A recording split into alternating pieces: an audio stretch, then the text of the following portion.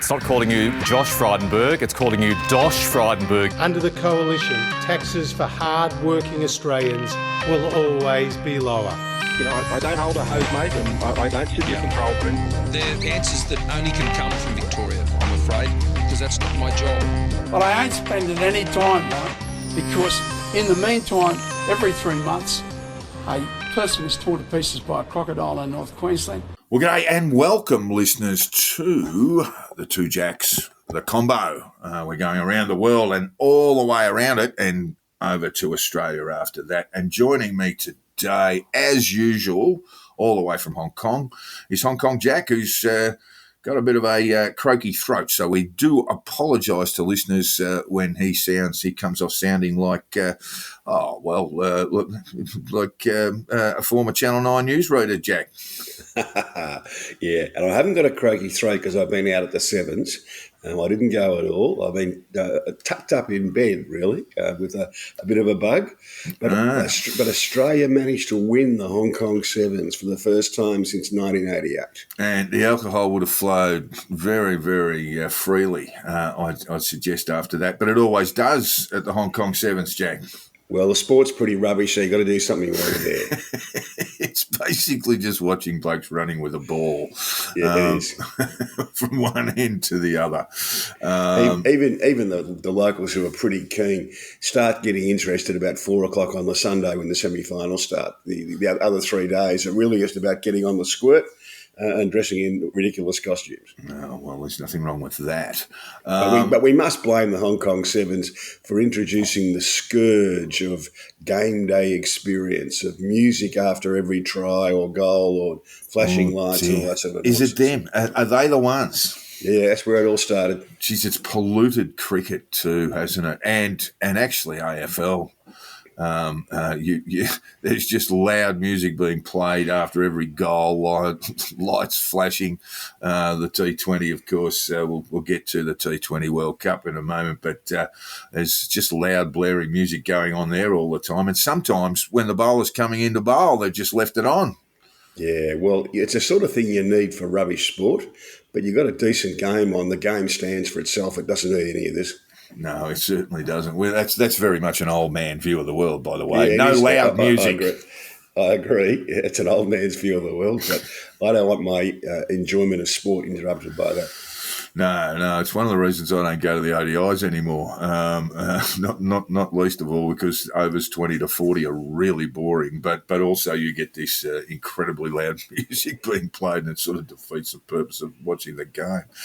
All right, Jack. In world matters, so the COP27 had began in Cairo yesterday, or in fact early this morning, our time. We're recording on the 8th of November. Is this otherwise known as the Showboating Championship of the World, is it? Oh, you're a very cynical man, Jack. This is important. It's important sort of diplomatic process outside of climate change. But it led with an opening statement from the Prime Minister for Barbados, Mia Mottley. And she warned that a failure to tackle climate change could create 1 billion refugees by 2050 and accused rich nations of failing the developing world, according to The Guardian. And Miss Mottley said in a speech that the Industrial Revolution had been achieved at the expense of poorer nations, but they will also, they will also see the worst effects of climate change. This is fundamentally unfair, she said. Amidst that, there were predictions of a 2.8 degree rise in global temperatures by 2100. Jack, what's COP going to do to change all of this? What sort of planet are we going to leave to our children and grandchildren? Well, COP will do nothing whatsoever to change any of that.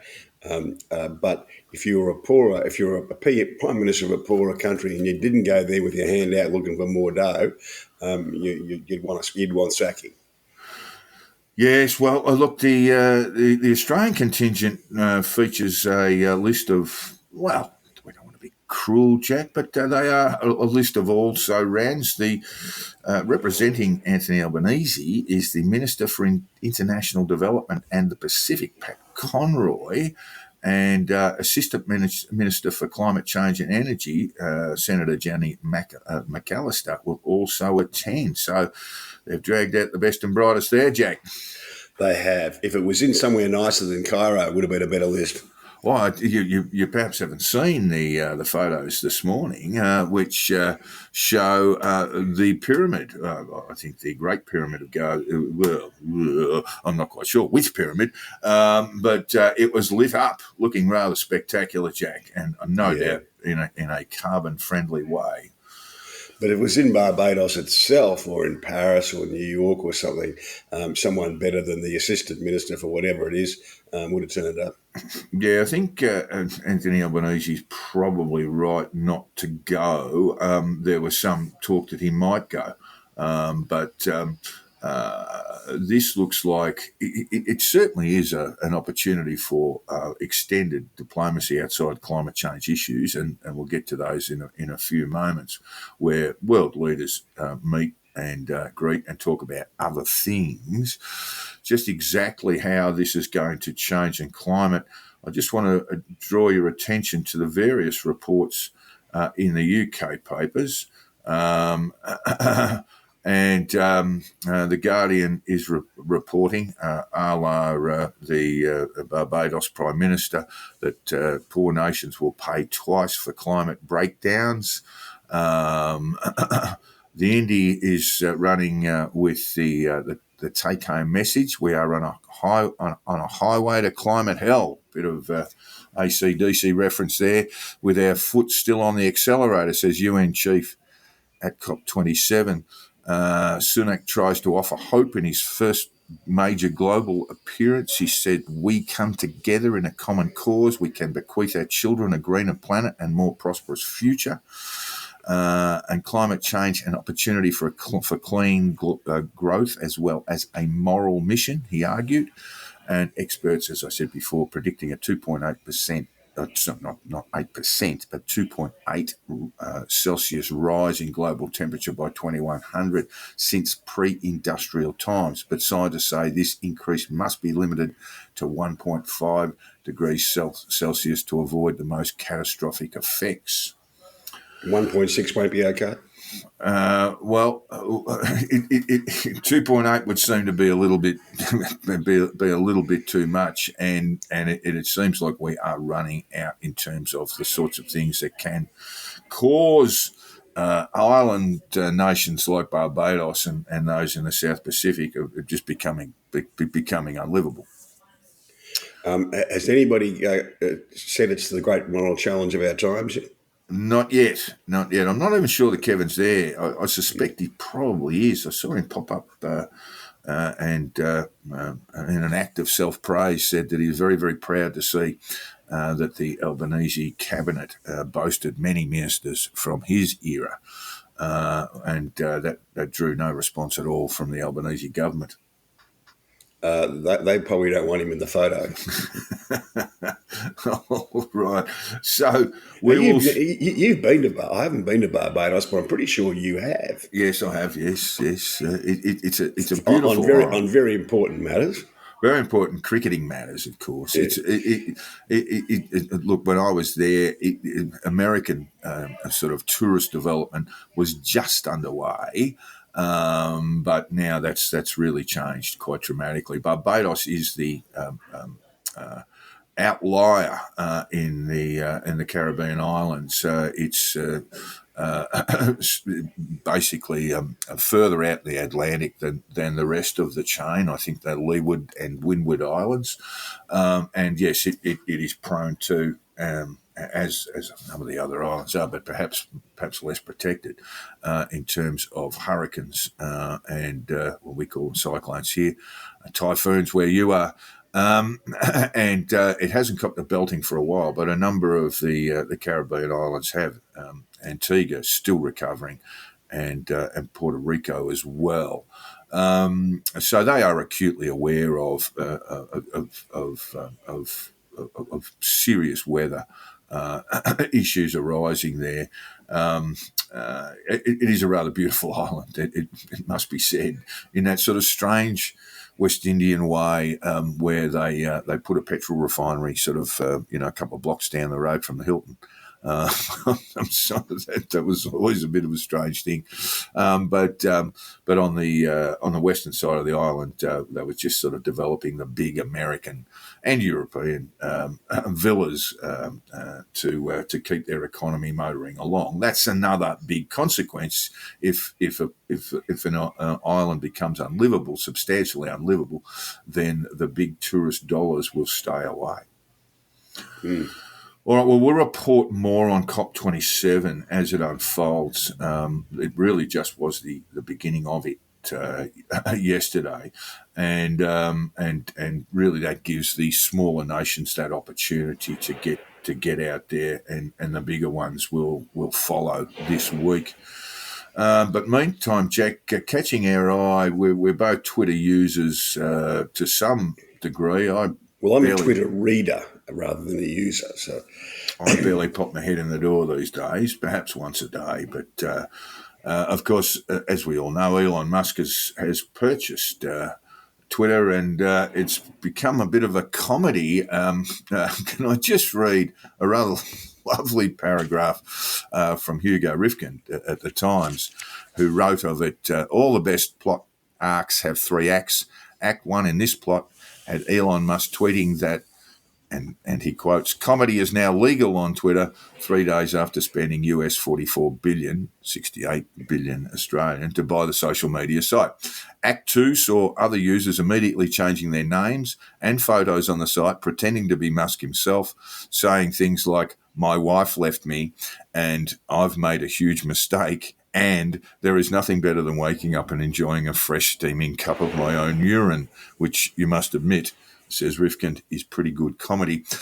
Whereupon we had Act 3, which was the real Musk, now tweeting that those engaging in impersonation without clearly specifying parody will be permanently suspended, and a number of people were yesterday, having learnt, as Monica taught us in Friends, that rules control the fun. Very, very amusing column from Rifkin. I'm going to have a crack at this particular topic tomorrow. It has been a baptism of fire for Mr. Musk. There were stories yesterday, and they've been confirmed. I first came across them what was it? The US economic site Bloomberg had reported that, but I think it was reported earlier elsewhere that a number of people had been told don't come in Monday, and then they got a call saying we would like you to come in on Monday. People were apparently sacked mistakenly, and other people were subsequently found to be of use. So they've been asked to come back. A number of them, of course, won't. All very interesting. Yes, and of course the big thing is that by yesterday, the 7th of the 11th, that everyone was going to have to pay $7.99 US a month to get a blue tick. But apparently that's been put on hold too until after the midterms, we now believe. And there is some sort of story that if you don't have a blue tick, Jack, and neither you nor I have one, that we will be cast into the social media abyss, and basically whatever we say won't be promoted as heavily as those who have paid for the service. Is it going to work, Jack? Is this going to work? It doesn't seem like a good idea to me. Yeah, who knows? All I know is if you're a Twitter shareholder, you weren't making any money before, and if you still kept your shares, you're a chance to make a little bit now with a new boss.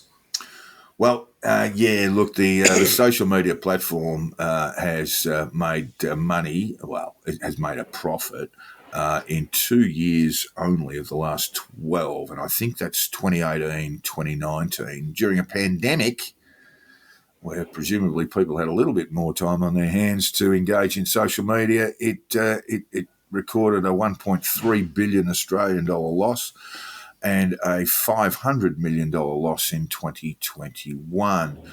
my view of this is that Twitter, with an astonishing number of active users, by far the greatest short message platform going around in social media, or has always grown its active users, and that's defined by people who go there daily. And it has around 250 million of those. Compare that to Parler with 500,000. Compare that to Telegram with, I think, about 50 million, and compare that to Truth Socials, which I think about 12 people.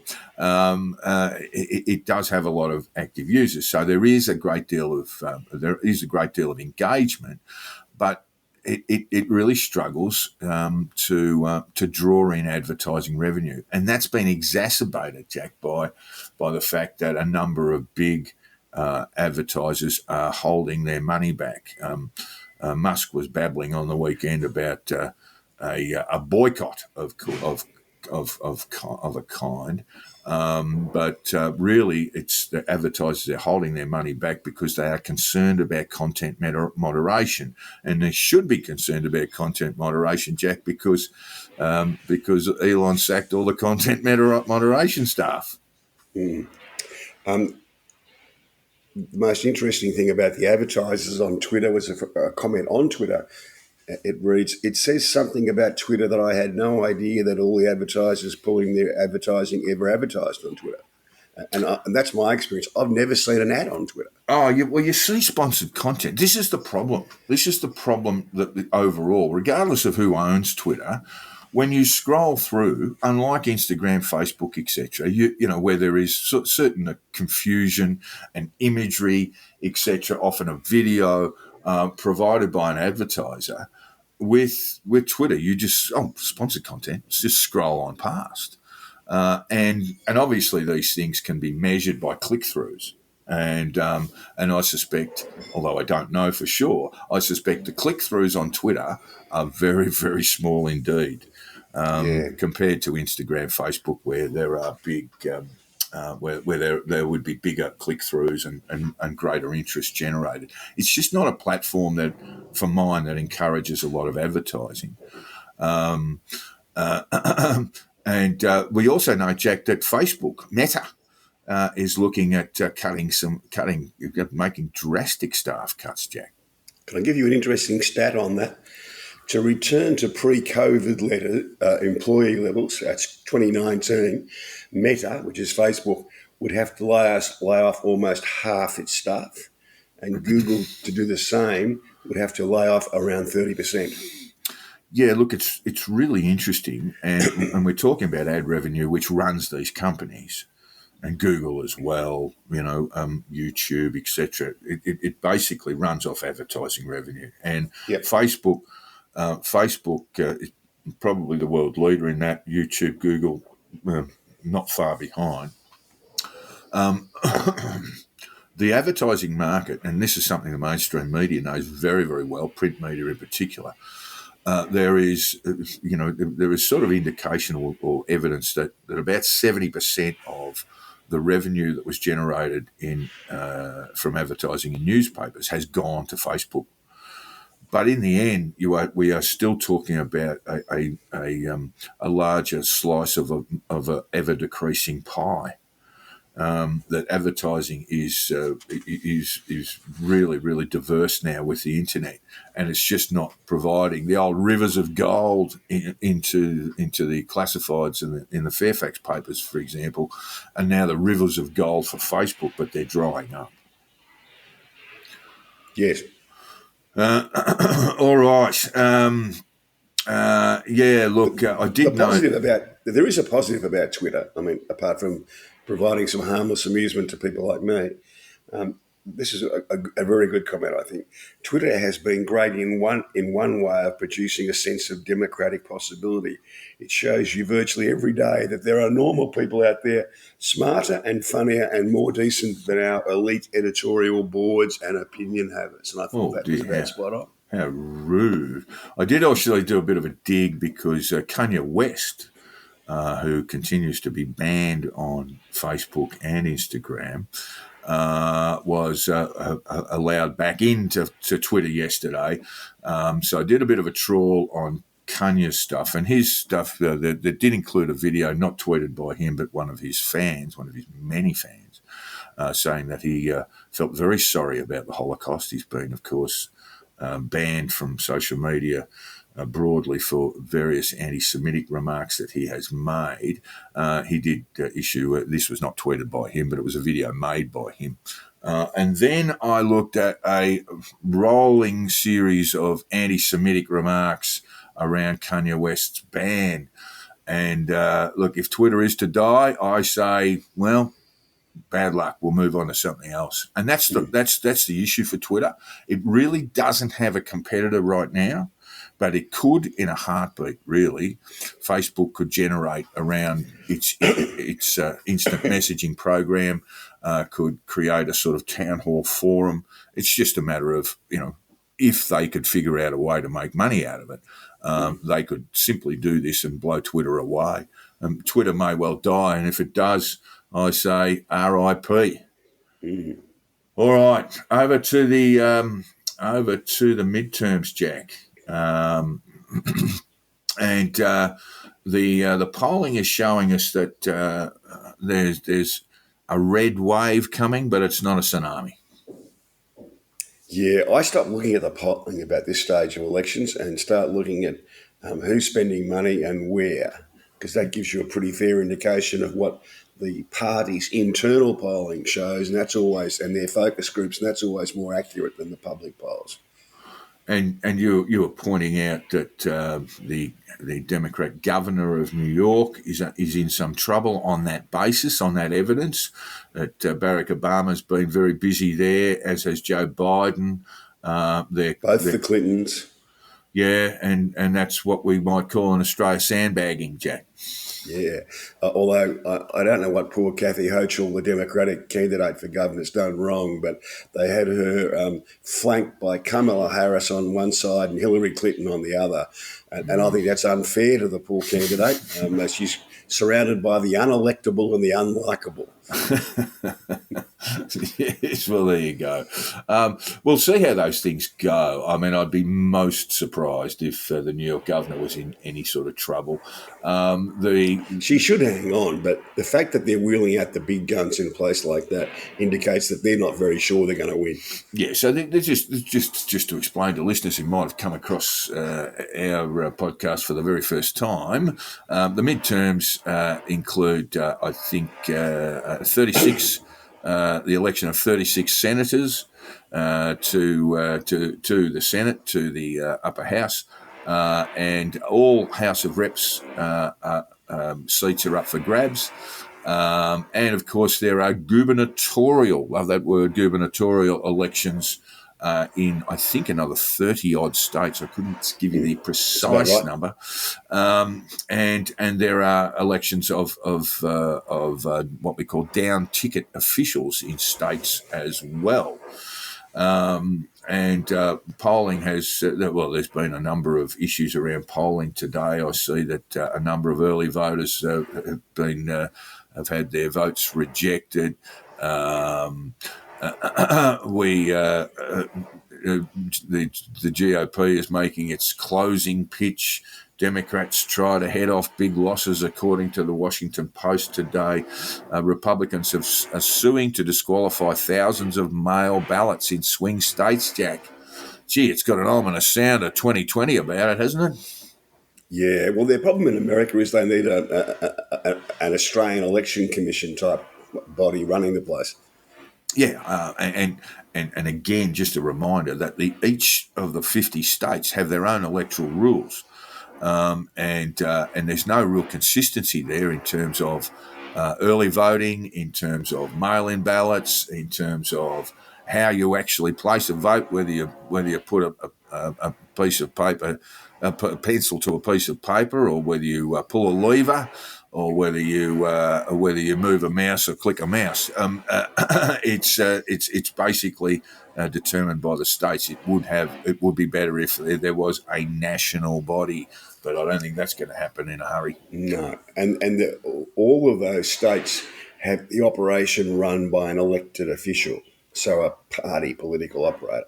Yeah, that's right, and that makes it, prone to not going to say electoral fraud, but you do have issues around that, and constant legal squabbling before each election. And after. So we'll see how that goes. I would say the red tsunami is not coming, but I would say that that there is a red wave coming, which may well give the GOP, the Republicans, a majority in both houses.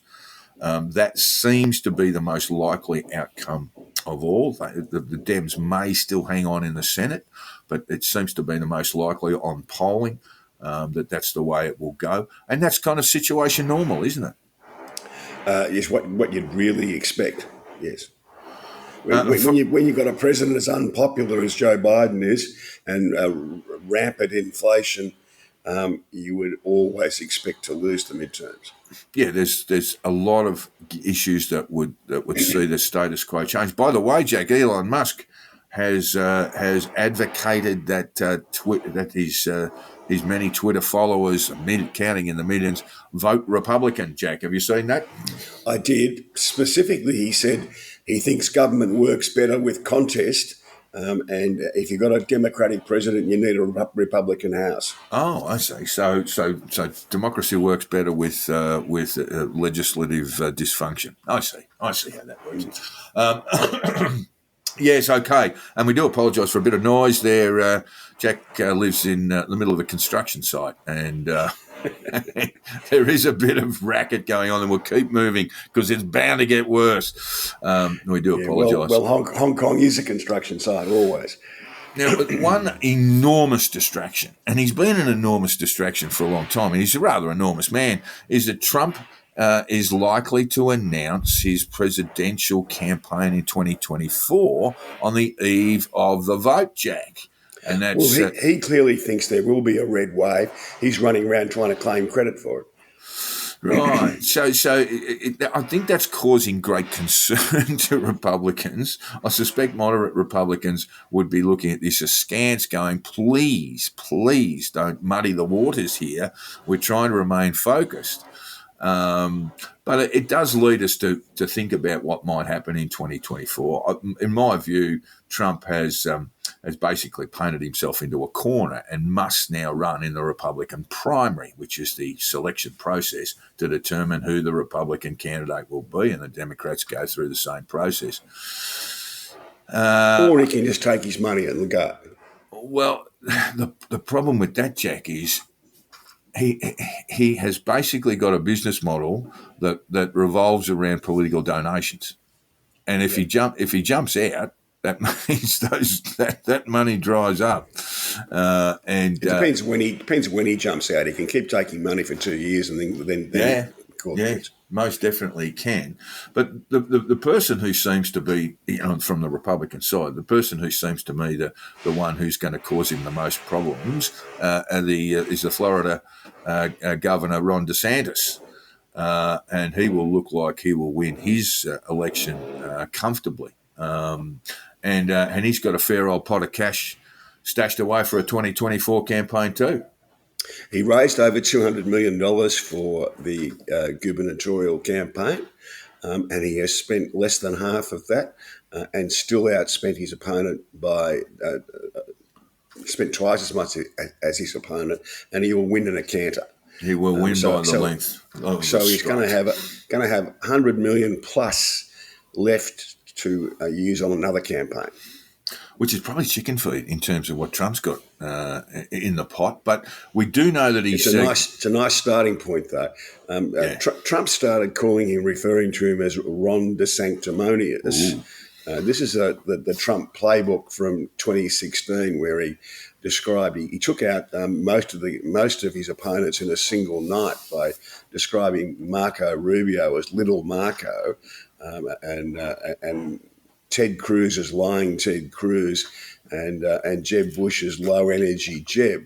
Now, the advantage he had with those people was there was enough truth in all of those jibes to make them stick. Well, two of those three you mentioned are now massive Trump supporters, Jack. Yeah, but I think I wouldn't say they're massive Trump supporters. Cruz definitely got on the train. Yeah. Oh, I know, but I think lying Ted would jump on another train if it was going past and it looked like it was going a bit quicker. That is quite true. That is quite true. But I don't think the Ron DeSanctimonious thing will work in the same way, and I think Ron DeSantis is made of much sterner stuff than Rubio, Jeb Bush or Cruz. Yeah, look, I have been predicting for a little while that Ron will win the Trump or not, will win the Republican primary in 2024, and he would be a formidable opponent for whoever the Dems throw up, Jack. And that's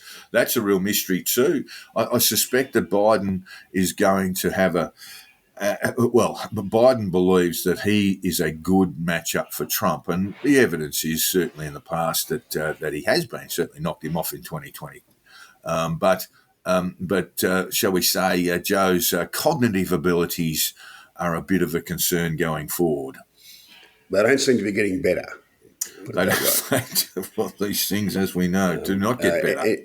Andrew Neil, the distinguished British journalist, said this week that the Dems' problem is that neither Biden nor Harris deserve to win the nomination, and the Republicans' problem is that Trump's not fit for office, and that's about right, I think. Yeah, so there's a sort of a laundry list of other candidates there, Jack. If we move on from Kamala Harris, who's a California Democrat and thus I would think unelectable. I mean, even if she wasn't a bit of a, shall we say, a bit of an empty vessel, Jack. A bit of an airhead, you might say. Well, yeah, look, my point is that California Democrats and indeed New England Democrats are probably not the right person to put up against a DeSantis or indeed a Trump, that you need someone who represents perhaps the Midwest, for example, who might come along there.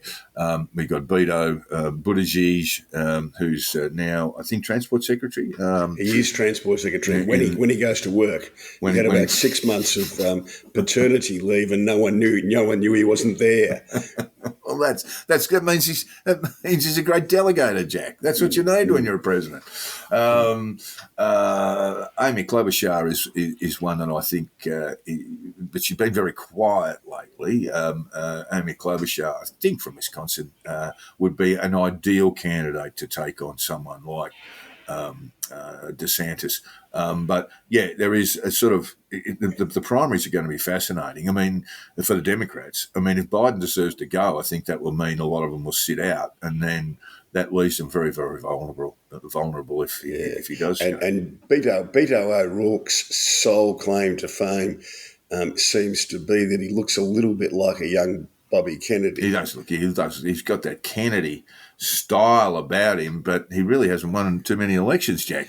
No, he's about to get another hiding. He's standing for governor of Texas and going to lose badly again. So you would think that will probably put it behind him. Look, just to follow up on the last run of polling, this is an ABC poll published in the Washington Post. It looks very close. Voters' intentions for the House are split about evenly, with 49% of registered voters saying they will vote for the Republican candidate in their district and 48% saying they will vote for the Democrat. Likely voters split 50% Republican and 40% Democratic. And if you don't understand even more confusion about American elections, there is, in many states,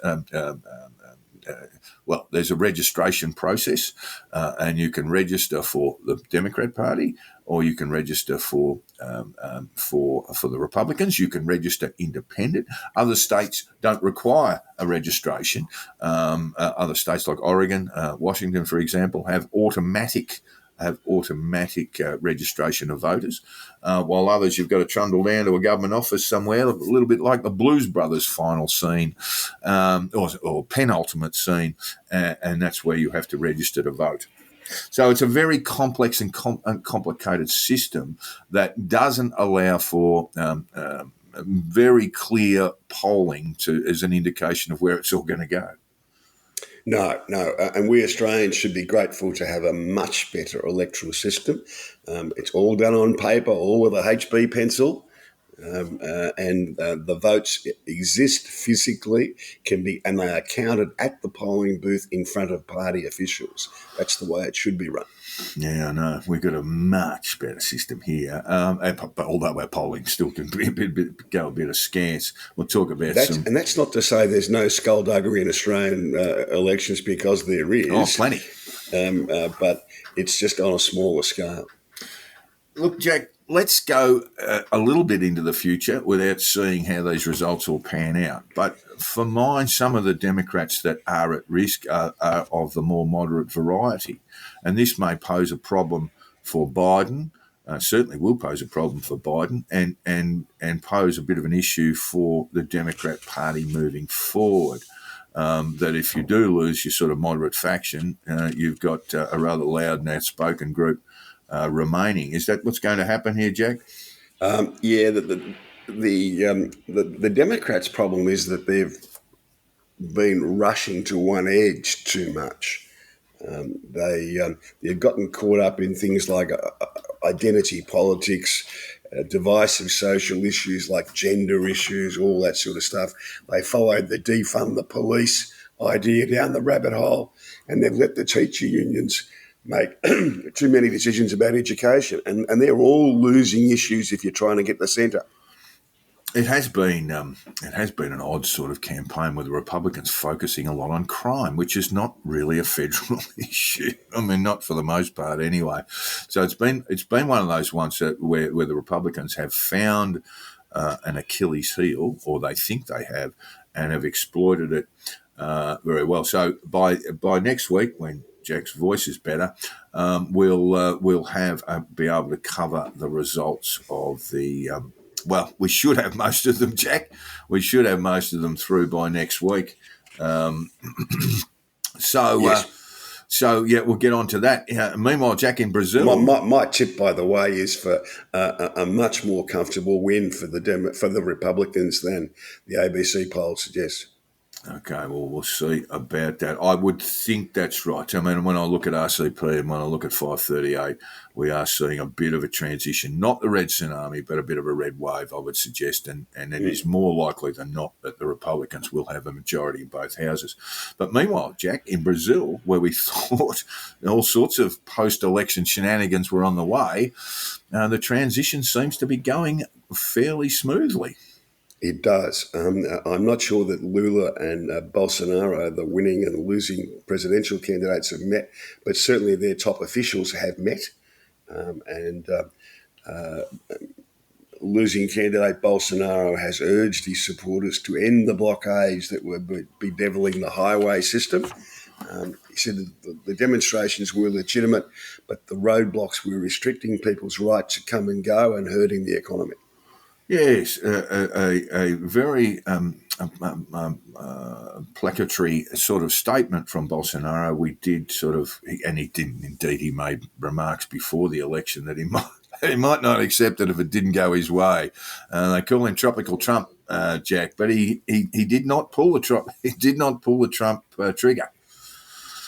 No, it's very close to an election result, and the consequences of losing in an election in Brazil can be pretty dire. So you'd have some sympathy for him to be having a good think before he conceded, but he seems to be doing so. Yeah, it's good news for Brazil. I think the fifth largest democracy on the planet, and a country sort of divided along political lines. They need to heal up, and we'll see if Lula, the head of the Brazilian Workers' Party, is capable of doing that. Just before we get on to Russia and Ukraine, Jack, it must be said that Lula, while he's been feted by the left around the world, has some very odd views, very pro-Putin views, Jack, in regards to Ukraine and Russia. He does indeed. I've been quite amused to see all of the leftists around the world hailing his election, but they don't seem to have read back at what he said about Putin and Ukraine. Yes, yes, and now moving on to Russia, Jack. There seems to be a fair amount of general clumsiness around certain Russian people. They seem to have trip and fall accidents on a fairly frequent basis, and this has occurred to a Russian lawmaker. Apparently, he's had another nasty fall. Yeah, a Dead, chap called so nasty he's dead. Anatoly Karpov. Is he dead? I thought he was still in a coma. Well, yes, that's right. Yes, that's right. I haven't. He's in a a bit early to kill medically him off, but he's not looking well. He's in a medically induced coma in one of the big hospitals in Moscow. But he's a Putin loyalist. But he made the error of suggesting that it was time to end the war to stop the killing.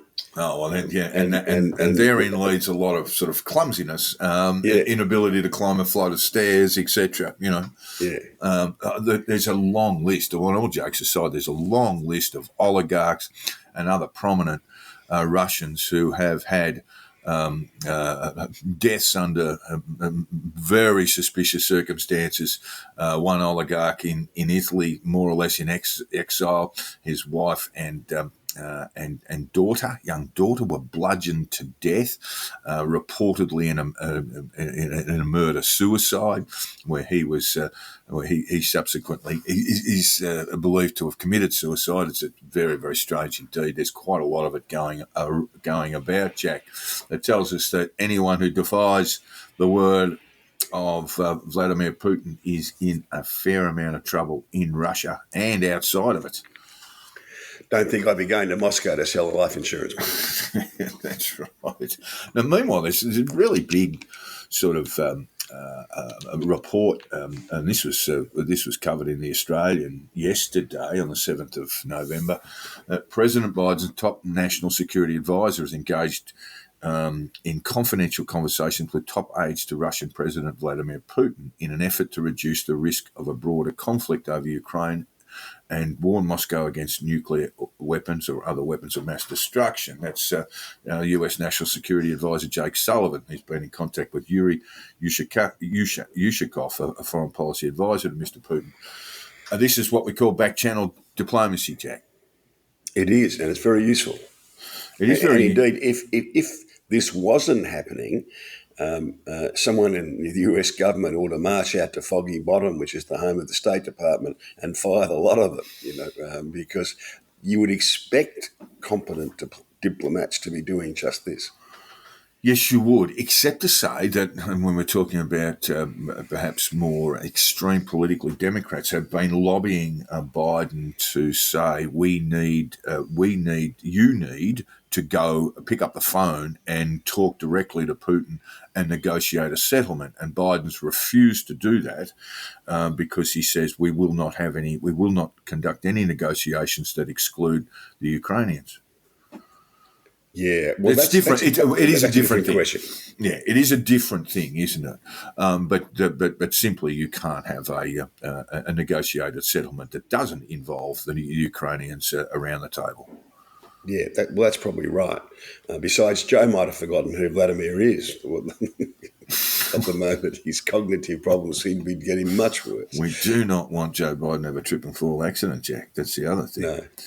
And of course, Macron, the French president, Emmanuel Macron, has been on the blower, and he copped a bit of a serve from Putin, who has a rather odd view of history. He does. Well, Macron's sort of cast himself as the Western leader who will stay in contact with Putin, and that's a useful role for that someone has to do. But Vladimir told him that the history of the lesson from Nagasaki and Hiroshima is that you can take out a secondary city without causing nuclear conflagration. It's rather ominous. Sure. Rather ominous. But it's not exactly the way World War II ended, Jack, in the Pacific conflict, is it? I mean, there was a Tokyo firebombing, which killed 140,000 people, much more in the immediate casualties than Hiroshima and Nagasaki put together. Now, that has since been exceeded by both of those cities, Hiroshima and Nagasaki, because of radiation sickness that goes on for multiple generations. But the Tokyo firebombing, a hideous event. I mean, 140,000 mainly civilians all died in incendiary bombing attacks. Yeah. But yeah, well, I think Macron's a useful person to have doing that as the person who does make personal contact with Putin. You do have to have these back channels available As well. And you would also put the Turkish President Erdogan in that boat as well, and also presumably Benjamin Netanyahu, because in Israel everything old is new again, and it looks like he is going to be the Prime Minister of Israel yet again. Yes, the longest serving, by a fair way now, the longest serving Israeli Prime Minister. And he's come to be elected on the back of a fairly extreme right-wing group, Jack. Yeah, well, Israeli politics is a strange beast, it's fair to say. They run from the extremes from one extreme to the other. Oh, they haven't gone to the left too often, mate. And certainly not to the extreme left. It is a bit alarming. I mean, for me anyway. I mean, the Palestinians would look to be. I mean, they've been essentially asked to negotiate from a position of absolute weakness, and the Israelis have got various accords behind them. The Arab world is largely leaving the Palestinians. The Arab world of the largely left it. If you talk to people who spend a lot of time in the Middle East, they will tell you that the Arab world had left the Palestinians a long time ago in private, but publicly were maintaining their support for them. But the support for the Palestinians was about an inch deep. Yeah, well, I just don't see how there'll be any progress in Gaza, and you know, Gaza is probably one of the most impoverished parts of the world, and I just can't see any sort of negotiated settlement going forward there that gives them the sort of basic human rights that are required. And meanwhile, under Netanyahu, we know that the settlements, Israeli settlements in disputed territories, which is in denial of various peace treaties that the Israelis have signed, will continue. Yeah, well, it's pretty much pieces in the hands of the Palestinians. I can't remember which US president it was and all of them have had a crack at trying to negotiate peace in the Middle East. I can't recall which one said that the Palestinians never miss a chance to miss a chance. Yeah, okay, but I mean, we are now talking about negotiating from a position of utter weakness, and I don't know that that's all that good for the Palestinian people. They may be seriously let down by their political leadership, but for the Palestinian people themselves, it looks pretty grim. They don't get much of a vote. They voted in. It's about 15 years since they voted in Abbas for a 4-year term. Yeah, exactly right. So the political leadership letting them down, but you do have I have great sympathy for the Palestinian people in and around Gaza, one would hope that there's some sort of a better solution coming their way, but it doesn't look good. And meanwhile, Jack, in Italy, have the trains started running on time? Is everyone wearing grey uniforms yet?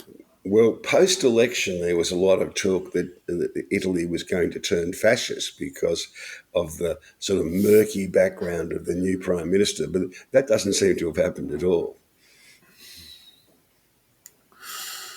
No, and while the Italian Prime Minister Meloni was basically was seen to be a bit of a pro-Putin choice, she's been sort of profoundly opposed to the invasion and hasn't budged an inch.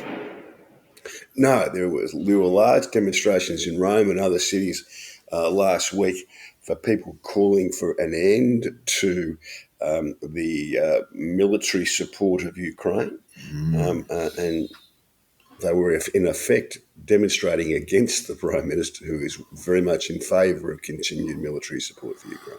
Yeah, I suspect there's a fair bit of Russian money flying around there with those protests, Jack. You just wouldn't have to dig too deep to find there's a bit of support coming with some black money to a lot of those groups. We've seen them in Australia. Very, very disappointing turnouts on the streets of Sydney and Melbourne, calling for Australia to be not bipartisan, to be non-aligned in regard to this conflict. They dragged out about 250 people in Sydney. And it was a very odd thing, Jack. You would think if you were non-aligned, you would not want to wave a Russian flag in a protest of that kind. Well, the whole non-aligned movement and the nuclear disarmament movement, right back through the 70s, was largely funded by the Russians. No, okay, that's something that I did not know. But it's as an old Labor hand told me years ago. Whenever you see these peace activists, have a good look at them, because very much they're not in favour of peace. They're just on the other side. Well, just if you're walking down Pitt Street waving a Russian flag, you may not be entirely supportive of the idea of neutrality.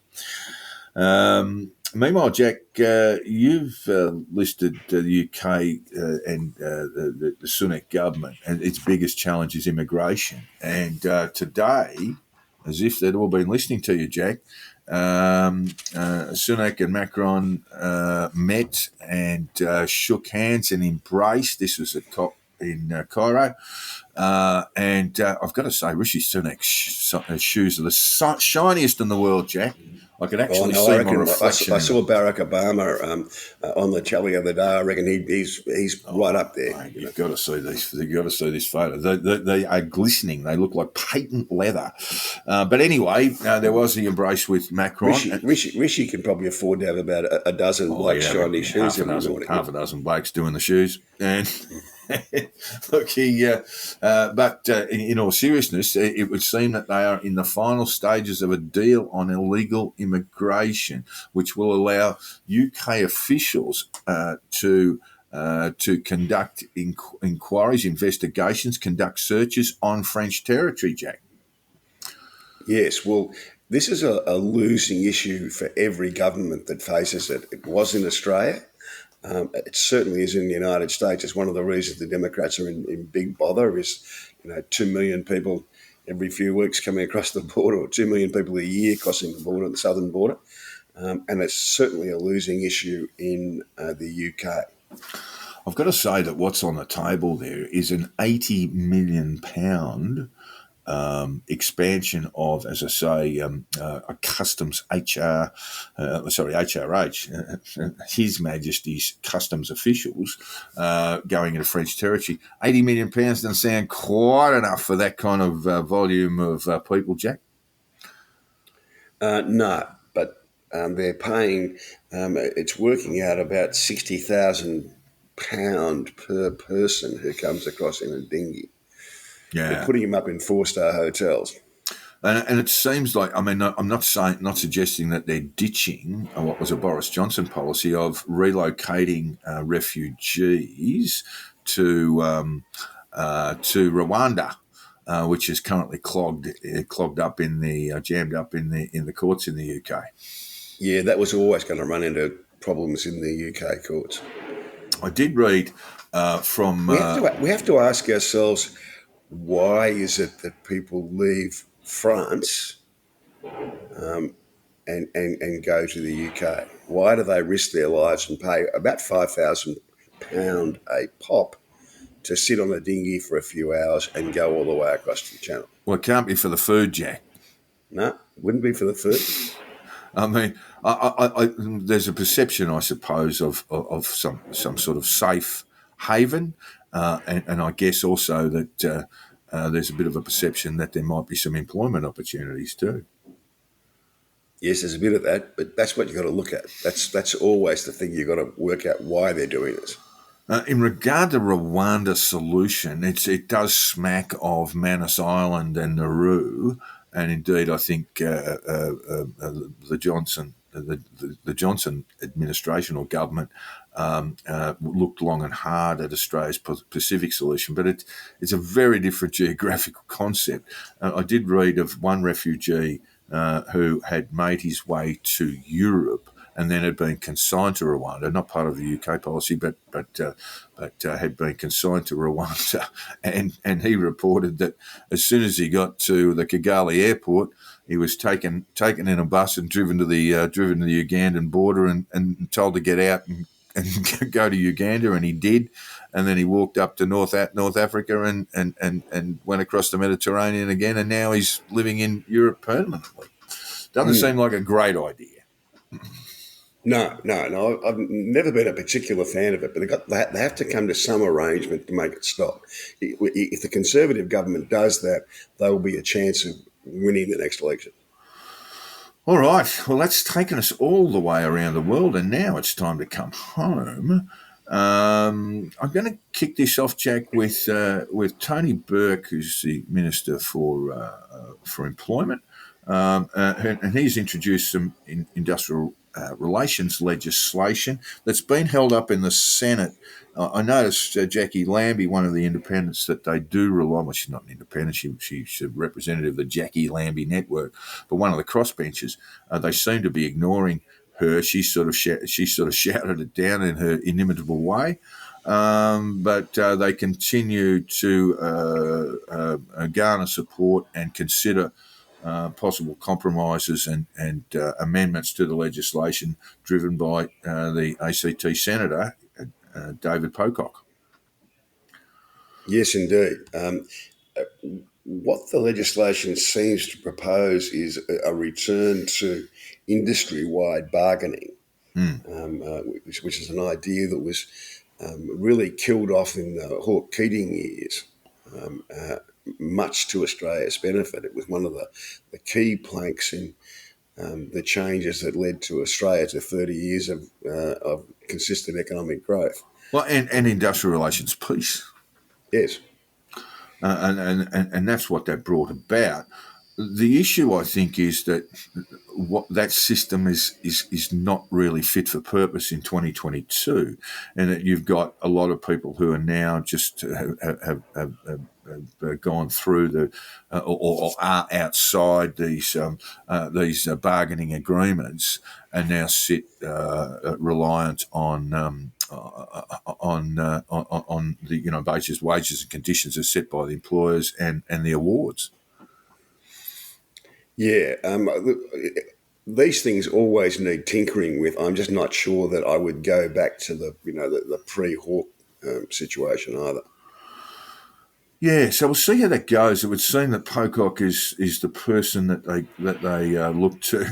That they look to. I was just thinking one of our senators, the UAP boy, Beach, he just seems to be ignored. I don't know if you know too much about him, Jack. No, nothing at all. One of the world's great idiots, let me tell you. So they've just given him the flick. They don't even bother knocking on his door. They do go to Jackie Lambie. Obviously, they need to go to the Greens, and they do go to Pocock generally. And Pocock seems to probably be the busiest senator in the caper at the moment. All right. We know he's not afraid of hard work. He was a pretty hard working back rower. He's definitely a hard worker, regardless of what you think of David Pocock. He's definitely in the Senate working very working very hard. We did see a piece from Chris Mitchell published in the Australian on Monday where he talked about that this might be a fool's errand on Tony Burke's behalf, Jack. Yeah, I always take a fair bit of notice of your old pal Chris Mitchell, and I think he's pretty much right on this. Not really a pal, mate. I think it's he's a former move. boss. He's not really a pal, mate. He's my boss. We don't exchange Christmas cards. Put it that way. But Ewan Hannon, who's the industrial affairs reporter at the Australian, who does a very fine job. Ewan is a very, very fine reporter. He reported that Labor was considering a possible compromise, and then that's all seemed to have followed through. Ewan, I've got to tell you, Jack, Ewan Hannon used to catch the train on the Eltham line, which is one of my old stomping grounds as well. And he'd await the entry. This many years ago, of course. He'd await the entry of John Cain, former Labor premier of Victoria, and he and John used to have a regular chat on the way to the office every morning. Very close, and they had plenty to discuss. John Cain, of course, probably governed just that one election term too long, but was a very popular premier of Victoria for a very long time. Yes, yeah, and he did the hard yards to bring Victorian Labor back from the wilderness. Not just him, but with what were then called the participants, the independent faction in the Labor Party, brought back Labor from a long, long time in the wilderness. Just to wrap up on Chris's piece yesterday, he said that Albanese needs to reflect on whether this bill is really worth the risk as inflation and interest rates soar globally, along with domestic power prices. He will own the consequences. What Chris is talking about there is that Labor he's suggesting that Labor will take a step backwards for the party that pioneered labour market deregulation, re-regulate the industrial relations landscape, and that may in fact lead to higher wages, but that will in effect be with inflation where it's at the moment, is like throwing cash on a fire. Yep, I'm inclined to agree with that assessment. All right, now we just want to talk about the voice, Jack, because not my voice, but the voice. Not your voice, which is faltering a little, but we'll keep moving so you get through. You read a piece on the weekend from the inimitable George Megger, a former colleague of mine, very fine man, George Megger, megalogenus, that is. And he suggested that maybe we don't need a bipartisan approach to the voice, Jack, and that's constitutional recognition as part of a process of reconciliation with Indigenous Australians. Yeah, he certainly has a point. And to be honest, I don't think that the bipartisanship is the answer to the problems with the voice. The problem is we need an open and honest conversation about the merits or otherwise of the proposal that's been put forward. Yes, we sort of don't really know how it's going to work. And that is, firstly, that, there's a three-step process.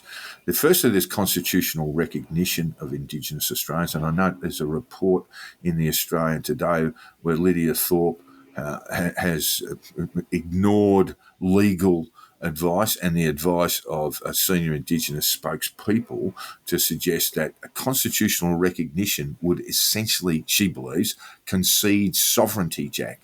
She lives in an alternate universe, Jack. Well, she's a member of the Greens.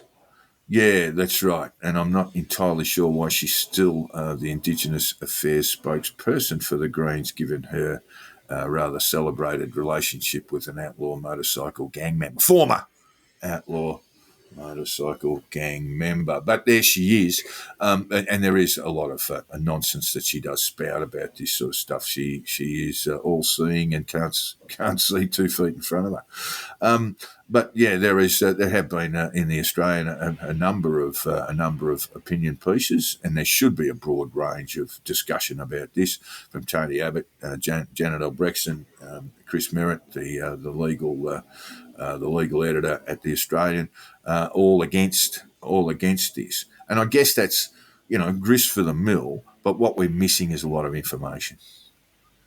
That's right. At the moment, I think a fair assessment of the proposal is that it's too vague. And the criticism that keeps coming through, which I'm inclined to agree with, is that it looks like it will end up being decided in the High Court. And I think that would be an error. I'm a lawyer myself. I know a lot of lawyers. I know know a lot of lawyers who've become judges, and I wouldn't want them making the decisions. Well, it will be determined by a referendum, and I shouldn't just halt there on the process. So the first stage of that process is constitutional recognition, and that will be triggered by a referendum. Yep. The second stage of the process is the establishment of an extra parliamentary body to advise the Parliament on matters affecting Indigenous Australians. Just exactly how those people will be appointed or elected. My understanding is that they will be elected. Is the Australian, and by whom? We don't know that. By whom? And is the Australian Electoral Commission going to oversee this election? And who gets to vote on that? And given that there are all sort of really sort of grey interpretations of Aboriginality in this country, so those things really need to be sorted out, and it relies on the minister responsible, Ms. Burney, to really start rolling this stuff out. I don't want to stop there. The third stage in the process is what we call mere kata, or sometimes misinterpreted as treaty, but that is a getting together of all Australians around the table with Indigenous Australians to go over past grievances and past outrages, and basically come to some agreement about what has happened, and then move forward. So that's the three-stage process as identified in the Uluru Statement from the Heart. And we really just haven't got much further than we've got at this stage. We haven't got much further than we have the proposed wording from the government on the referendum. It just looks a bit to me like the government's tempted to try and get this referendum through in a spirit of goodwill without divulging the details. And I think that won't work. At the moment, the way they're going, I think the chances of success of this referendum are about 40%. Yeah, look, I would say that there is a great deal of goodwill in the Australian community to get these things right. But what we do need is rolling it. I think Minister Burney is Linda Burney is the right person to drive this forward. I mean, we can often get a bit confused with other matters that arise, of great significance to Australians. But we really do need to outline what's going to happen, how it will work, and then let Australians make their decisions about it. There is goodwill, and it shouldn't be wasted. I really sort of worry what might occur if the referendum gets knocked over. That would set back at least symbolic reconciliation back for many, many years, I think, and that would be a great shame for this country. We do need to do these things. We should have done them a long time ago, and Indigenous leaders in Australia have actually shown us the way. What we do need now is some detail on how the government's going to approach this. And an open and honest conversation about what it all means. Yep, I couldn't agree more. Jack, sport and politics should always be separated, but they never are. They're hopelessly entwined, and now we're dealing with a sporting matter that is also deeply political. And this is the AFL investigation into the Hawthorn Football Club and allegations made by a number of individuals who are attached to Indigenous players at the club, in some cases over 10 years ago, between 10 and 5 years ago. And they've made allegations to an ABC journalist. They've also made allegations to an internal report compiled for the Hawthorn Football Club that no one seems to have, it's just basically not available for anyone to read. And now the AFL has called for an investigation has established an investigation with, I think they've finally got agreement on the terms of reference. It's taken months. And lawyers acting on behalf of one of the complainants is just saying, well, we're not going to engage in it. That's correct. They think their allegations shouldn't be tested, that their names shouldn't be known, and that their allegations shouldn't be tested by cross-examination or giving evidence.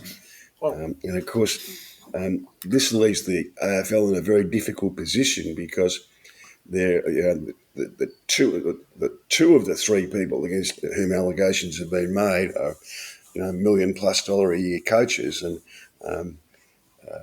if it puts their employment at risk, you can't do that on the basis of anonymous allegations without detail and without giving them the opportunity to test those allegations. Well, I suggest that the AFL is not the right body to be doing that. And so here we are on the 8th of November. These revelations were made in grand final week, so the last week of September. And we've finally got an investigative body that really has no jurisdiction. The AFL can't compel witnesses. It can't legally allow them to be under cross-examination. So what they've essentially done, the AFL here, is to say, we're going to set up a body that really we would like to see it do things like, a royal commission, with perhaps the laws of perjury pushed aside to one moment, where it can compel witnesses and it can subject them to cross-examination. But that's not part of its bailiwick. It's just not that body. No. So they put a very good lawyer. They put Peter Gordon, who's a very good lawyer, in charge of setting this up, but it doesn't look to me like it's going to fly. I mean, if they try and proceed to have an investigation into Clarkson, Fagan, and the other chap, Jason Burt, without them having the protection of being able to test the allegations, then they'll march around the door to the Supreme Court and the whole thing will be thrown out in about 10 minutes. Oh, look, it will, because it is a denial of natural justice. There's no doubt about that. These are allegations made. You can't take away people's livelihoods on the basis of an anonymous, untested allegation. Yeah, that's right. No, and they are very concerning allegations, but they are untested. And I think most people understand that. Most people who follow the AFL understand that the coaches Clarkson and Fagan at Brisbane, Clarkson now at North Melbourne, have suffered these allegations with a sort of denial of natural justice. I'm not being sympathetic towards them necessarily, but the AFL really has no way forward on this, and really the only other way that this will be resolved is in the civil courts. Yes. Or it won't be. It'll just be. Or it won't be. And look, here we are, 8th of November. Clarkson decided he was going to stand down and not coach North Melbourne. He's just been appointed to coach there for, I think, 5 years. And North Melbourne have got all their eggs in that one basket, by the way. Their future is very much locked into Alistair Clarkson's coaching. I think they're both back at work. Oh, they're definitely both back at work. Fagan, I think, was back at work 2 weeks ago. And really there's nothing stopping them. The AFL could not say, well, we don't want you coaching right at the moment, because, as you say, straight to the Supreme Court and all that injuncted and wiped away. Yeah. At this stage, I might add, neither Fagan nor Clarkson, as I understand it, know the identity of the people who are making the complaints, nor any of the details. They haven't seen a copy of the report. They haven't seen any of that. So there's just no prospect that you could stop them from working on that basis. Oh, yeah. Look, they would have a fair idea. And I was talking to some people at North Melbourne who've told me the identity of one of the claimants or complainants, or the player who was in a relationship with one of the complainants. Again, North Melbourne is deeply, deeply committed to Clarkson coaching, so I take what they've said with a bit of a grain of salt. Look, it just seems like this will go nowhere. And like I say, this was supposed to be resolved according to the AFL CEO, the outgoing AFL CEO. And this was going to be resolved by Christmas, and it simply won't be. I just wonder about the quality of advice that the complainants have received, because you can't have a special class of complainant. Yeah, I understand. I understand that process, and we're talking about natural justice. And so this is probably going to go to the civil courts, whether... I don't think it will. I think it'll go nowhere. Okay. So you believe that these allegations will just sit in the ether forever, really? Because unless the complainants are prepared to put their hand up and say, this is me, this is what happened, and I'm prepared to go to court and test it, it'll go nowhere. That's where I might disagree with you, just in terms of one complainant obviously has lawyered up, and there was a statement made by them, and that's the Mark lawyers, MARQUE lawyers, and they've issued a statement, and I'd suggest that on the basis of that statement, that they may well head to the civil courts to determine some form of damages anyway. But we'll see. But they can't go to a civil court and seek damages unless they're prepared to put their names up. Well, that's what I mean. That's where they'll do it. Have their thing tested. That's where they'll do it, but they won't do it. Well, they won't do it to a sort of cobbled together AFL investigation. And I do that, and I say that respectfully in regard to the people who are involved in it. But the AFL always understood when they were going to set this inquiry up, and that they can't compel witnesses, don't have the ability to cross-examine them, and don't have the laws of perjury in place. Well, they have no rule of perjury, but they can compel witnesses, but only witnesses who are currently employed in the AFL employees. System. They're the only ones they can compel. That's right. Yeah. So it was always a sort of a bit of fool's errand from the AFL. So yeah, it was one of those things where the AFL had to be seen to be acting without actually acting. All right. Well, they can put their hand up now and say, we tried to run an independent and fair process, but if the complainants don't want to be involved in it, then we can't do it. Yeah, okay. And that sort of has died a bit of a death. I must say that when I first heard these accusations, I thought they were very, very serious, and that may, I wasn't the only one. I think Mark Robinson and the Herald Sun made it very clear that if these accusations were true, then it would mean the end of the coaching careers of Clarkson and Fagan. But the allegations remain untested and largely anonymous, Jack. There was the usual journalistic rush to judgment. Yeah, I probably got caught up in it a little bit. I mean, the allegations were very serious. I've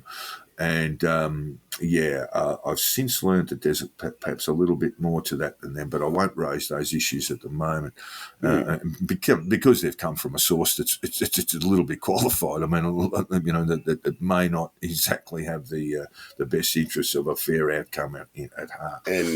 And you and I both know that the football industry is rife with rumours and always has been. My club, right or wrong, mate. Yeah.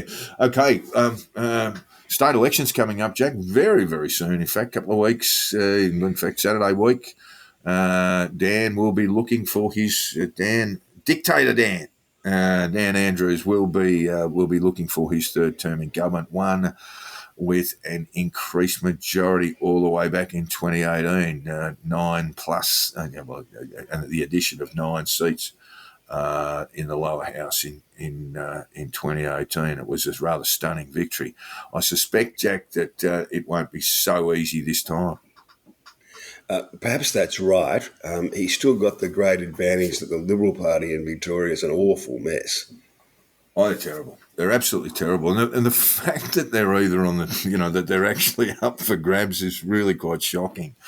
They are an absolute basket case. But in a democracy, while we have preferential voting, the two major parties are the ones who battle it out. Dan's been under pretty solid attack in the media, particularly on 3AW and also Herald Sun. You might call them the usual suspects, Jack. over matters including a motor vehicle accident where his wife was driving 9 years ago, and some matters that have been under consideration of the anti-corruption body in Victoria, the IBAC. I don't think. What's your call on this, Jack? I don't think he's cruising to victory. I certainly don't see that on the basis of a very, very weak and ineffectual opposition. Yeah, I think he'll win on the basis of a weak and ineffectual opposition. What the margin will be, I don't know. I reckon there'll be some quite a significant crossbench in the lower house and in the upper house as well. I do see Adam Somyurek, a man with no shame, Jack, and so you need him in politics. He's lining up with Bernie Finn from the DLP, Jack. I remember Bernie from back in my days of living in Victoria. And he you can't just leave that out there, Jack. Oh, no. He was always an amusing character, I thought. And amusing in that sort of old DLP way, you know.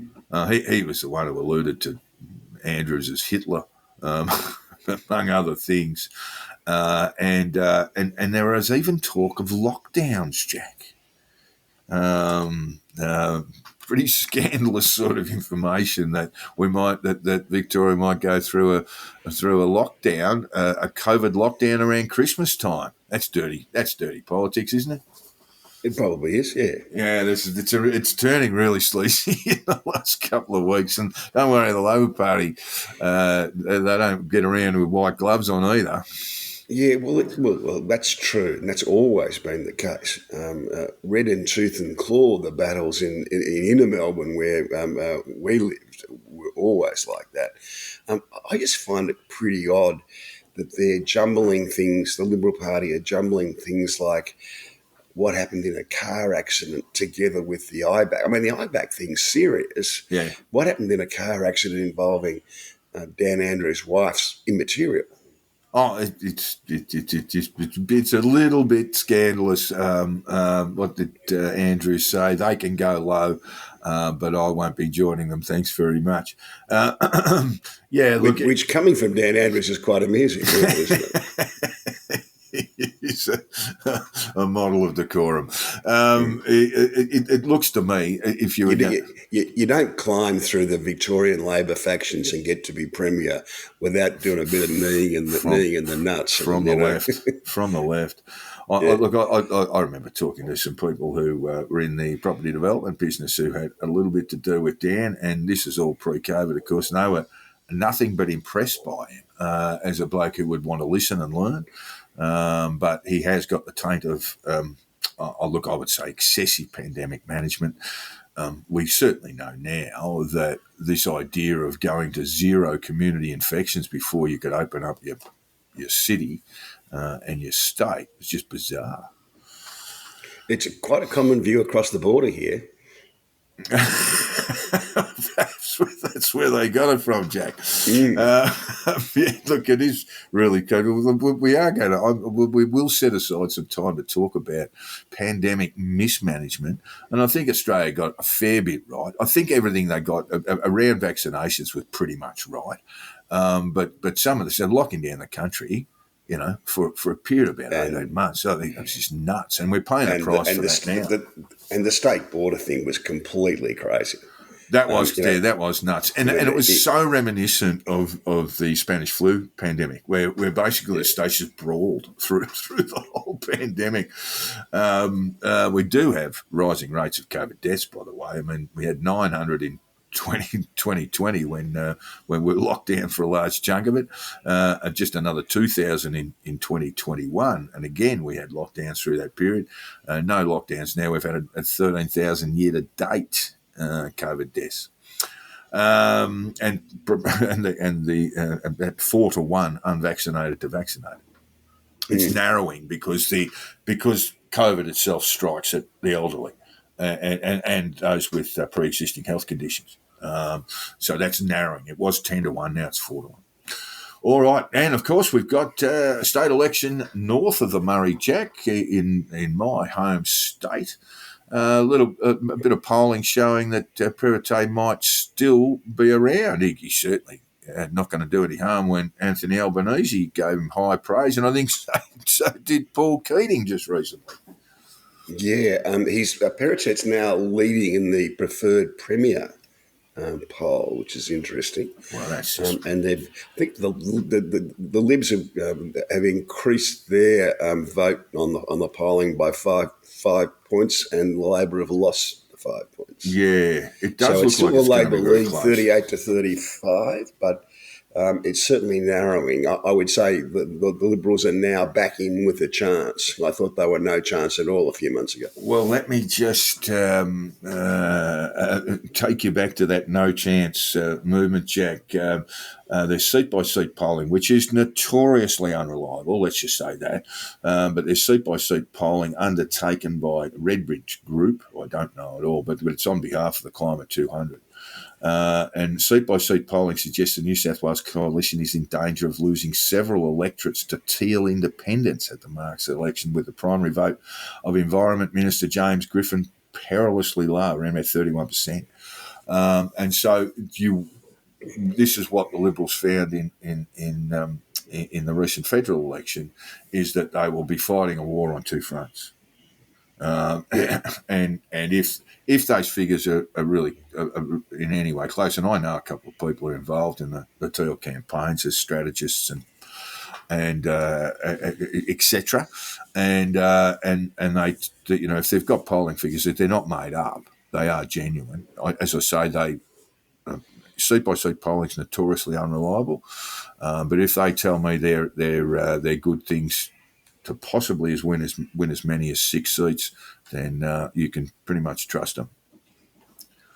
Yes. So that underpins a real problem for Perrottet going forward, because he might well stand a very good chance against Labor, but if he's got to fight Labor and Teals, he's in big trouble. Yeah.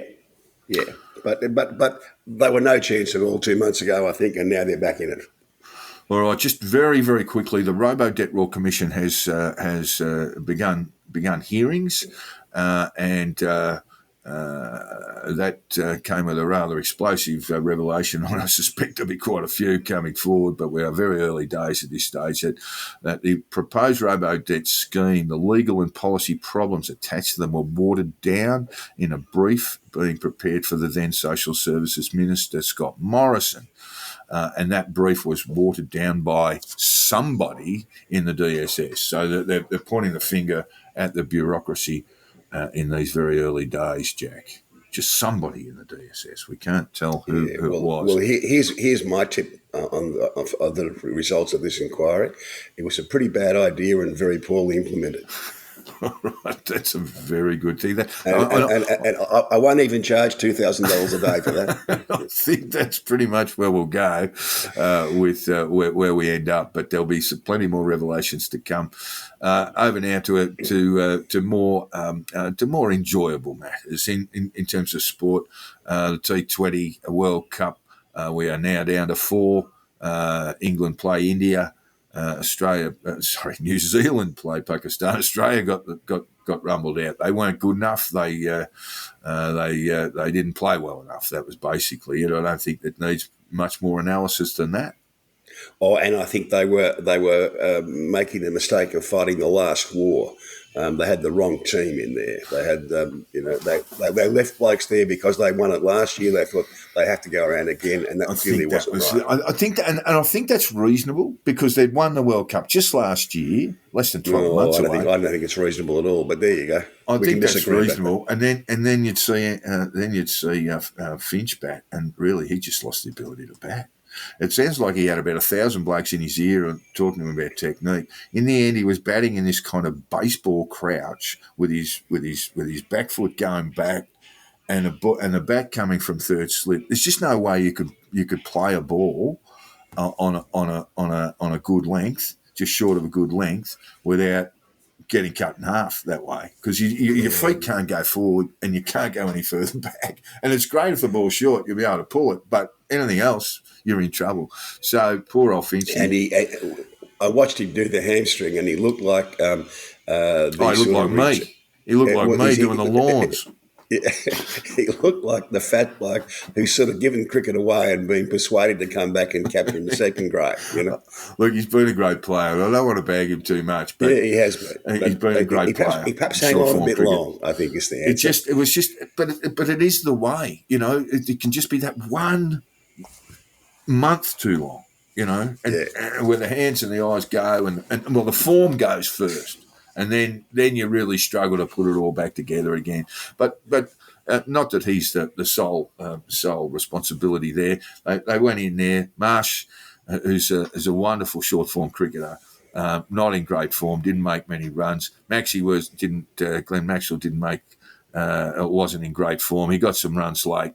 And really, outside of Marcus Stoinis and maybe Matthew Wade, their batsmen just didn't have a lot of form. No, they didn't. They introduced. So who's going to win the World Cup? Oh, well, look, we don't want to analyse why Australia fell short. I'll tell you who I'd like to see. I'll tell you who I'd like to see play in a final. And it looks like good things, right? That Pakistan will play India in a final. That when they played in a table game, they drew 90,000 at the MCG. It's been the one good crowd of the whole tournament. The tournament's played at the wrong time of the year for mine. They're sort of smidging it all in around the IPL, Jack. You know, yes, I know. Yeah. I know there's reasons for it. It just wasn't a great spectacle. You know? But India played Zimbabwe on Sunday. They got 82,000 there at the G. So it tells you, I mean, it's wonderful to see. I'd love to see India play off against Pakistan. That's not to say that New Zealand aren't in with a chance against Pakistan, because they really haven't done much wrong in their tournament. India look to be in form, you know, hitting explosive form at just the right time. Kohli is in superb nick, and Sundar Kumar is just an outstanding foil for him. By gee, I don't know if you saw him against the Zims. They were bowling, the Zimbabweans were bowling exactly the right spots, and that was 2 feet outside, full Yorker length, at 2 feet outside the off stump, and he was getting around and sweeping it over fine leg for 6. I mean, you know, the Zims were going, well, we got nothing now. I mean, it was just extraordinary. Good luck to the finalists, New Zealand, Pakistan, India play England. We can't sell the English short either, too. They've got Joss Buttler, who's, I would think, the best T20 bat in the world, and a pretty good attack and plenty of support around him with the bat. Should be fascinating this weekend. Jack, rugby, the spring tours, what have we got to look forward to there? Well, something to look forward to last weekend was Argentina knocking off England at Twickenham. Really? A triumph for Michael Checker, the former Australian coach, who I think coached Lebanon in the Rugby League World Cup the same day, or within 24 hours before, and then turned up to coach the Argentinians to a victory over England at Twickenham. So that was great. The Aussies just fell short against a very good France. I think France are the number 1 rated team, or number 2 behind Ireland. Ireland, yeah. So the Aussies are on the improve. The Wallabies are on the improve, but discipline cost them, as it always does. They are the dumbest team in world rugby in terms of managing their relationship with referees. They just, you know, and have been for 25 years. They've got to do more than just call them Sir, Jack. They got to buddy up to him, give him a bit of backslapping and, you know, all that sort of stuff. You know, get on, mate. Gee, it's great to see you. You are genuinely the best referee in world rugby. And do what the Kiwis have been good at, which is to adapt your game slightly to play it within that particular referee's requirements. And meanwhile, the Rugby League World Cup, Jack, we're just getting to the pointy end of that. There's a fair few beltings handed out to some of the minnows, but we're getting to the serious end now. So who's going to win that? Australia will win that, you think? Oh, New Zealand, I think. You know, I think they're the reigning World Cup champions. I mean, that's that. Basically, it's either them or us, and we hope it's us. And meanwhile, Jack, you would have been watching a fair bit of the Spring Carnival. I did write about this in relation to the Melbourne Cup. Is it dying, Jack? numbers are down. Have the greenies won? Have the hippies won? And I don't think so. The numbers are down, but they're still. I mean, I used to do all 4 days of the Flemington Carnival back in the day. I had the good fortune to have my managing partner was the chairman of the TAB, so I used to park myself in the TAB marquee for about 4 days at a time. And the numbers are down to about the level they were then in the late 80s. Yeah, there was that peak around the turn of the century where you'll find that most record attendances were made, and that's Derby Day, Melbourne Cup Day, Oaks Day. See, back in the late 80s, numbers. Back in the late 80s, you'd have 100,000 on Melbourne Cup Day, round about 90-something thousand. You'd have about 60,000 on Derby Day, and then 40,000 on Oaks Day, because that's a working day. Yeah. And about the same on Stakes Day, the last day. But then in the 2000s, you were getting 80 and 90,000 every day. Well, that was an aberration in my view. Well, Melbourne people very sensibly decided to take the Monday off. So they, you get a lot of that. People taking their holidays, take a day's holiday, or just pull a sickie and go from Derby straight to the Melbourne Cup. Look, the numbers down. Television numbers are a little bit down. It's a bit hard to judge that, it's though, isn't it? Hard to tell these days. And really, I'm not going to give one moment's triumph to the saying up to the Cup madness that the Green Senator Mehreen Faruqi puts about. When I went looking at their website to see what else you could do on a Melbourne Cup Day, Jack, there was directions to go to all-you-can-eat vegan restaurants and all this sort of nonsense, and part of that sort of drivel, they sort of attached themselves to the levee wall. Didn't attach themselves to it, although some idiot did pump some sort of sludge on the back straight at Flemington. But they're also sort of calling for heads to roll over the establishment of the levee, the Flemington levee. They'd make money out of me at an all-you-can-eat vegan restaurant. Well, I go to a lunch club on Melbourne Cup Day, and one bloke, he sort of made a protest. He wasn't going to turn up because he was going to say no to the cup. And I said, mate, that's fine, mate. We just don't want to ever see you here again, ever. and true to his word, he hasn't turned up. So, yes, I would say Melbourne Cup's still got plenty of years to run, Jack. So wrapping it up, Jack, I see you've got some mirth for us. Just a little bit of mirth. I don't know whether you've seen these. We shouldn't be laughing at people losing their jobs, but that happens to all of us from time to time. Have you seen the TikTok videos that became very popular over the last 6 months or so of people showing us their day at Facebook or Google or Twitter? No. And they invariably show themselves, getting a bit of exercise in the morning. They arrive at the office, go and get a nice smoothie, a juice smoothie or something, and then they have a lovely lunch prepared for them, and they go up on the roof and have a chat to a few people. They don't seem to do any work. That is their work, Jack. That's their work. That's what they're doing. And in the light of the sackings at Twitter, one of the funniest people on Twitter, David Burke from Austin, Texas, wrote a script for the next one. 9 a.m. I arrive at work for a quick spin cycle workout at the company gym, then stop by the cafe for a fluffy omelette and macchiato. Thanks, Chef Ryan. 10:30 a.m. time for a kombucha break. Yummy. Kombucha, Noon. yeah. Mm. Noon. Here are the company security guys handing me a free cardboard box. Walk time. Yeah, you've got to get some exercise in there. Very, very good, Jack.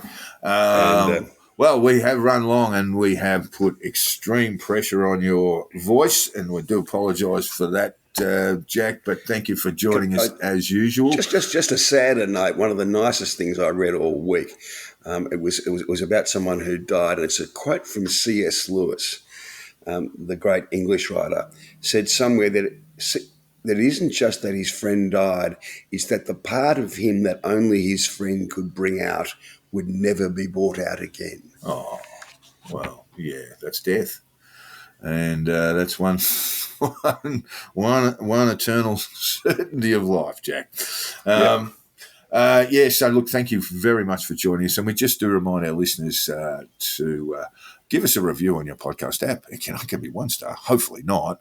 But give us a review on your podcast app. And if you're still on Twitter, and whether you paid your $8 or not per month to get a blue tick, might just give us a rev up there. And of course, we do encourage our listeners to write to us, the Conditional Release Program at gmail.com. You can drop me a line there, or my DMs are open for now on Twitter. And drop us a line, or we'll always raise some of these issues. We do also apologise to some of our listeners. We haven't been all that regular, but we are going to be coming out every Wednesday at some point during the day with our weekly spin on matters overseas and domestic. Good on you, Jack. Thanks very much for your time today. Cheers, mate. And go well with that throat. All right, listeners, thanks a lot. See ya.